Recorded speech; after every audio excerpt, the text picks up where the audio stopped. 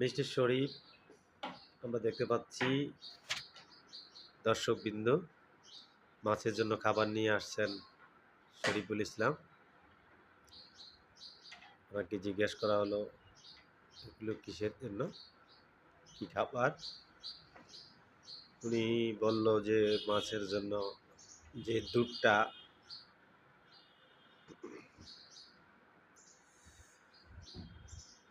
চায়ের জন্য চা দোকান থেকে এনেছে, দুধটা ওখানে ওনার ফেটে গিয়েছিল।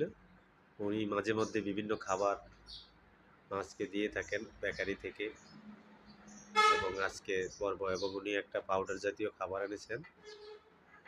ওই পাউডার খাবারটা এটার সাথে মিক্স করে দেওয়ার কথা বলছিল যে না, একটা দেওয়ার পরে 1 ঘন্টা পরে আবার দিবেন। ওনার সাথে আমার পার্টনার আছে। আপনারা দেখতে থাকুন এই কিভাবে খাবার দিচ্ছেন।